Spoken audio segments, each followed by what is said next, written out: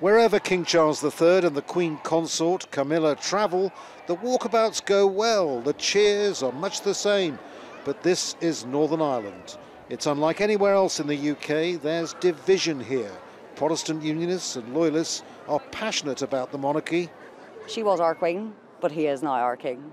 And God save the King. I think he's good for the job. He'll be as good as the Queen was.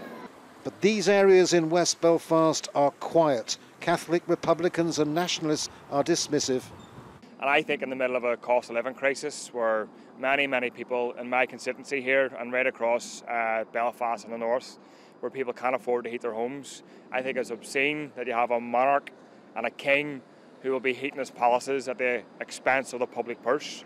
First stop for the royal visit is Hillsborough Castle, the royal residence. Political leaders gather, and there's a message of condolence. Alex Maskey was a firebrand Republican in the 80s and 90s, now in government as Speaker of the Northern Ireland Assembly. She personally demonstrated how individual acts of positive leadership can help break down barriers and encourage reconciliation. Queen Elizabeth showed that a small but significant gesture, a visit, a handshake, crossing the street, or speaking a few words of Irish can make a huge difference in changing attitudes and building relationships. Politics have changed dramatically here, and King Charles believes his mother was able to use a combination of skills to bring the two sides closer. At the very beginning of her life of service, the Queen made a pledge to dedicate herself to her country and her people, and to maintain the principles of constitutional government. This promise she kept with steadfast faith. Now, with that shining example before me, and with God's help, I take up my new duties resolved to seek the welfare of all the inhabitants of Northern Ireland. From a castle to the church, St Anne's Cathedral, and a service of reflection on the Queen's life, all 96 years of it. The theme here, once again, reconciliation.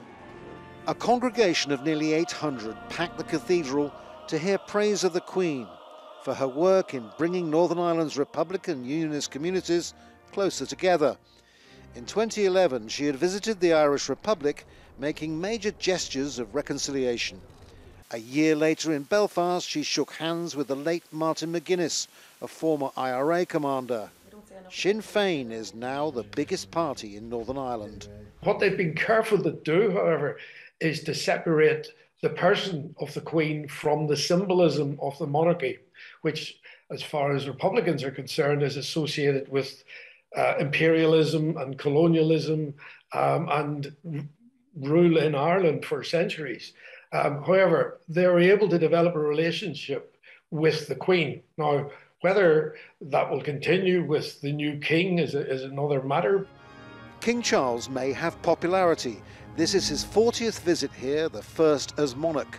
He's pledged to follow in his mother's footsteps and seek the welfare of all the people in Northern Ireland. His relations with both sides of the divide here is one of the first big tests of his reign. Andrew Simmons, Al Jazeera, Belfast.